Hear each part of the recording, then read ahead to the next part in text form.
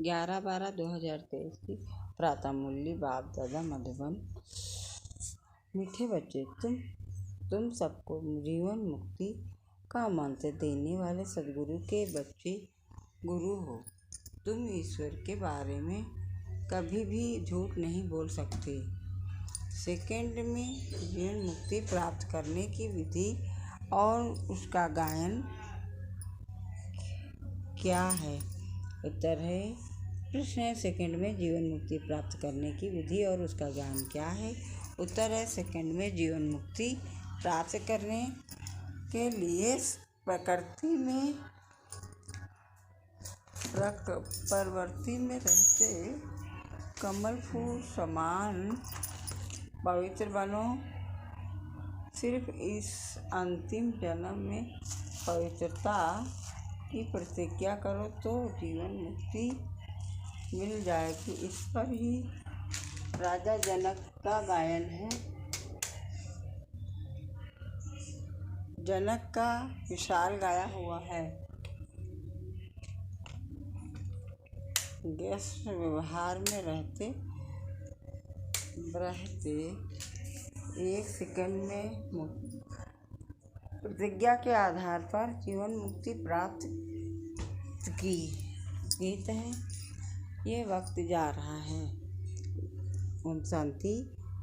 बाप आते हैं सबको सेकंड में जीवन मुक्ति देने। गायन भी है सबका सदगति दादा जीवन मुक्ति दाता एक है।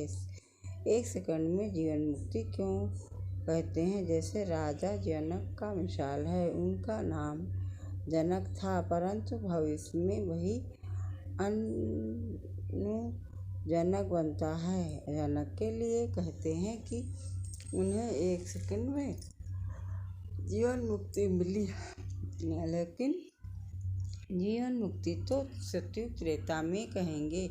गुरु लोग कान में मंत्र देते हैं, उसे भगवशीकरण मंत्र भी कहते हैं। वे तो सब मंत्र देते हैं, लेकिन तुम्हें मिलता है महामंत्र जीवन मुक्ति का मंत्र। यह मंत्र कौन देते हैं?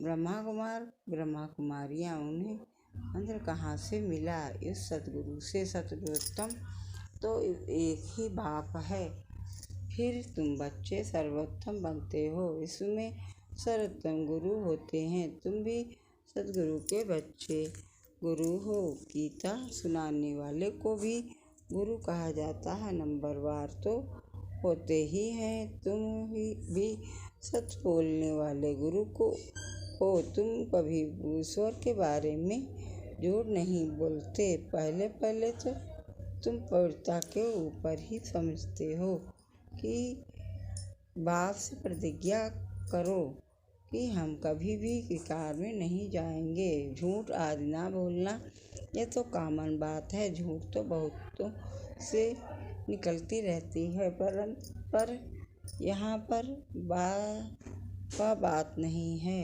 यहाँ है पवित्रता की बात। गृहस्थ व्यवहार में रहते इस अंतिम जन्म हम बाप की प्रतिज्ञा करते हैं कि हम कमल उस समान पवित्र रहेंगे। तो यहाँ पवित्र रहने की बात है कहेंगे, या तो बहुत ऊंच मंजिल है, यहाँ तो हो नहीं सकता।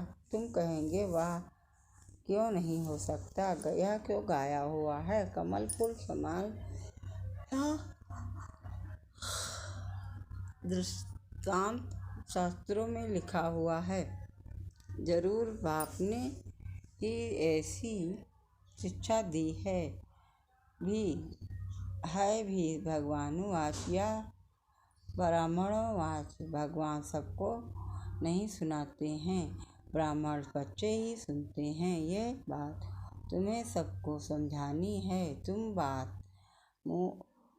मूल बात है पवित्रता की। कमल फूल समान पवित्र बनना है। जनक विशाल उनकी वही जनक फिर जनक बना। जैसे राधे अनुराधे बनती हैं। कोई भी का नाम नारायण है तो भविष्य में अनु नारायण बनता है। या एक्यूरेट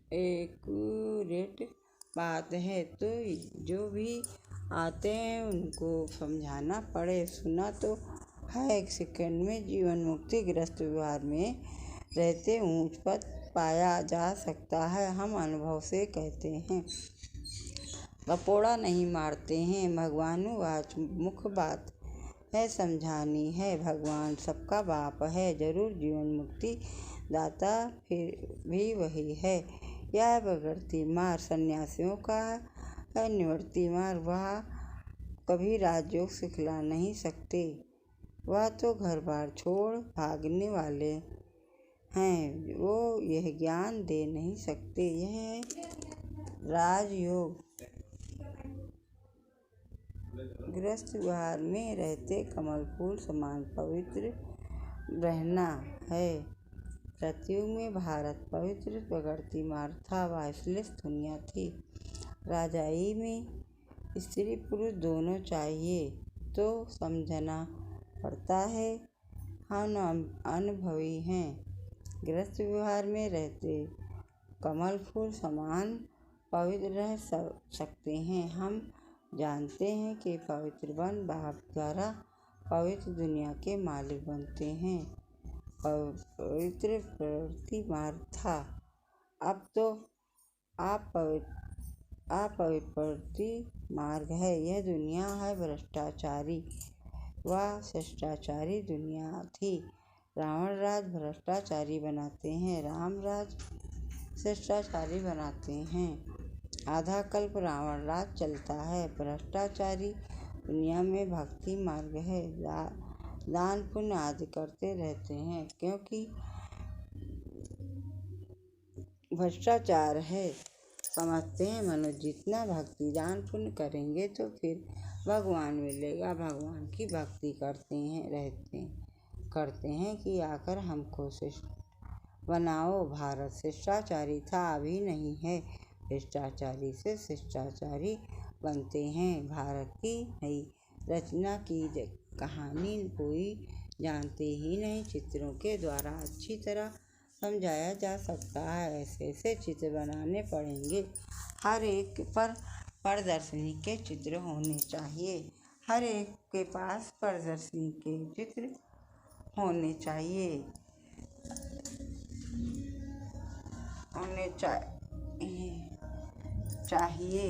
चित्रों के द्वारा अच्छी तरह समझाया जा सकता है। ऐसे ऐसे चित्र बनाने पड़ेंगे चाहिए। बाबा डायरेक्शन देते हैं, भल लिख दें, डायरेक्शन देंगे, यह बनाओ, फिर सबको भेजो तो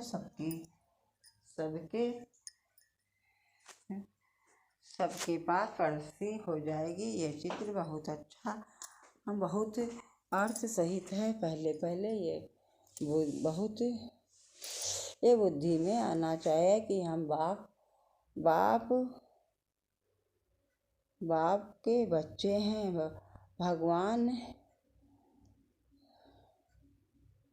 भगवान है स्वर्ग के रचने वाला, नर्क का रचयिता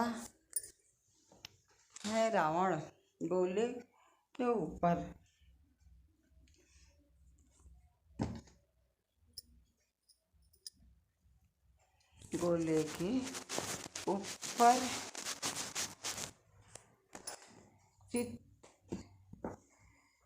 ऊपर 10 सिर वाले रावण का चित्र बना दो। स्वर्ग में के गोले पर चतुर्भुज लिख भी सकते हैं।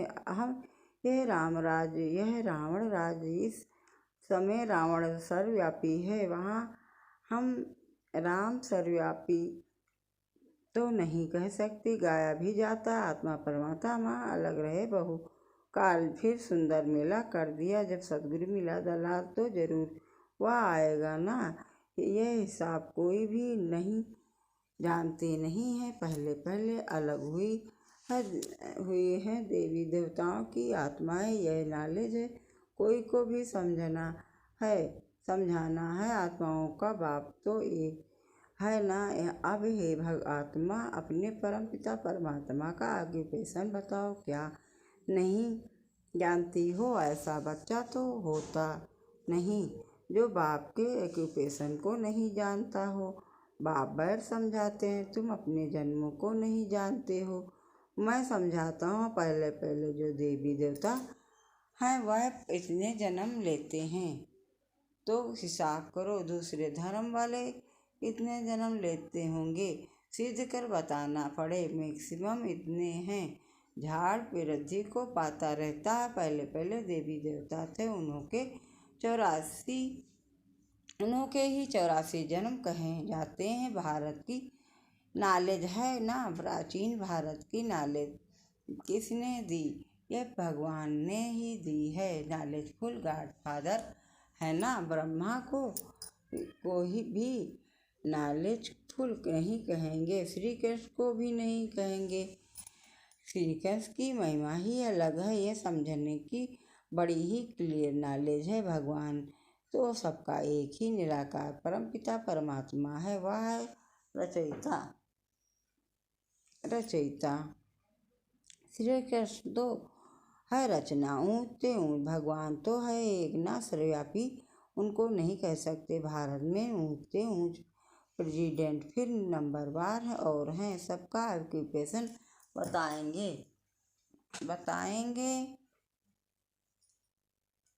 सबका ऑक्यूपेशन बताएंगे।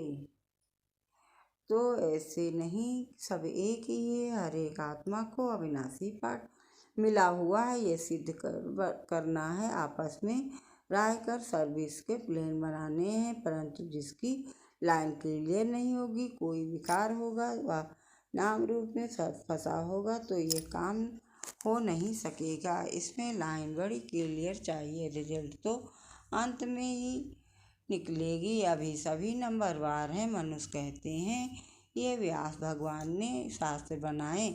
अब व्यास तो भगवान हो नहीं सकता। वास्तव में धर्म के शास्त्र हैं ही 4। भारत का धर्मशास्त्र तो है एक, माई बाप गीता वर्षा उनसे मिलता है। माँ द्वारा बाप से वर्षा मिलता है। गीता माता का बाप है रचता, और तो गीता द्वारा ही बाप ने प्राचीन सहस्रादियों की नॉलेज दी है। गीता को तो भारत खंड का शास्त्र है। फिर इस्लामी का धर्म शास्त्र अपना है, बुद्ध का धर्म अपना है, क्रिश्चियन का है, बुद्ध का अपना है। गीता तो सबका माई बाप, बाकी शास्त्र हैं बाल बच्चे वह बाद में निकले हैं। बाकी इतने वेद उपनिषद आदि ये सब किस धर्म के हैं, ये मालूम तो होना चाहिए कि ये किसने उच्चारे, उसमें कौन सा धर्म निकला। कोई धर्म तो है नहीं। पहले तो सिद्ध करना है कि गीता खंडन की हुई है। बाप के बदले बच्चे का नाम दे दिया है। जीवन चरित्र तो सबका अलग अलग है। बाप कहते हैं सर्वधर्मानि परित्यज्य मामेकं याद करो।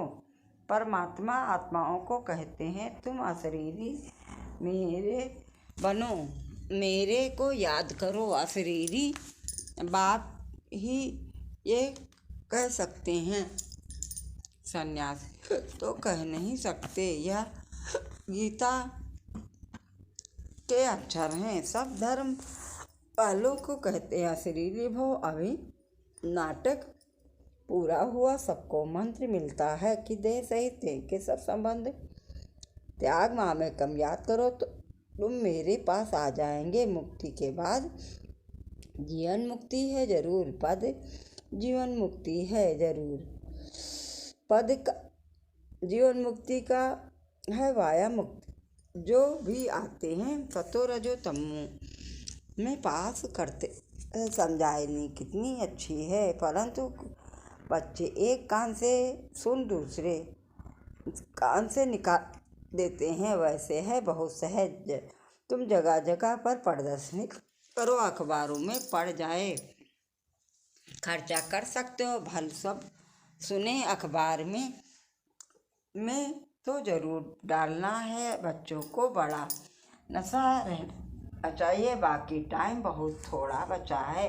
अतीन्द्रिय सुख की भासना गोप गोपियों से पूछो। गाया हुआ है ये गोपी वल्लभ गोपिका है। गोपिका न सतयुग में न कलयुग में होते हैं। वहाँ लक्ष्मी देवी राधे देवी है। गोपी वल्लभ के बच्चे पोतरियाँ हैं। जरूर दादा भी होगा, दादा बाबा और ब्रह्मा। ये नई रचना हुई है संगम पर। बाप कहते हैं मैं कल्प के संगम युग आता हूँ नई दुनिया बनाने। आसुरी संतान से तुम ईश्वरीय संतान बने हो, फिर बनेंगे दैवी संतान, फिर क्षत्रिय व शूद्र संतान बनेंगे 84 जन्मों में।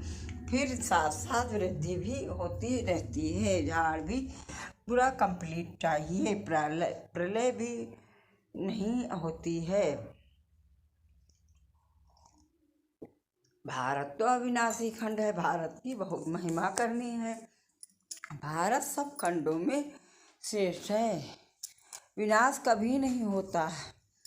अच्छा, मीठे मीठे सिकल्ले बच्चों प्रति माता पिता बाप दादा का याद प्यार और गुड मॉर्निंग। रूहानी बाप की रूहानी बच्चों को नमस्ते। हम सब रूहानी बच्चों की तरफ से रूहानी माता पिता बाप दादा को याद प्यार गुड मॉर्निंग, नमस्ते नमस्ते नमस्ते। रात्रि का क्लास है 16/4/8 की मूल्य है। तुम ब्राह्मण बच्चों बिगर किसको भी यह पता नहीं है कि संगम युग कब होता है। इस कल्प के संगम युग की महिमा बहुत है। बाप आकर राजयोग सिखलाते हैं। सतयुग के लिए तो जरूर संगम युग ही आएगा। है भी मनुष्य, उनमें कोई कनिष्ठ कोई वित्तम, उनके लिए महिमा गाते हैं। आप सर्वोत्तम पुरुषोत्तम हो, हम कनिष्ठ हैं। आप ही बताते हैं मैं हूँ ऐसे हूँ। अभी इस पुरुषोत्तम संगम युग को तुम ब्राह्मण बिकर कोई भी नहीं जानते। इनकी एडवाइजर कैसे करें जो मनुष्यों को पता पड़े। संगम युग पर भगवान ही आकर राजयोग सिखलाते हैं। तुम जानते हो हम राजयोग सीख रहे हैं। अभी ऐसी क्या युक्ति रचें जो मनुष्यों को मालूम पड़े, परंतु होगा धीरे। अभी समय पड़ा है, बहुत गई थोड़ी रही। हम कहते हैं तो मनुष्य जल्दी पुरुषार्थ करें, नहीं तो ज्ञान सेकंड में मिलता है, जिससे अब तुम अभी समय सेकंड में जीवन मुक्ति पा लेंगे। परंतु तुम्हारे सिर पर आधे कल्प के पाप हैं, वह थोड़े ही सेकंड में कटेंगे।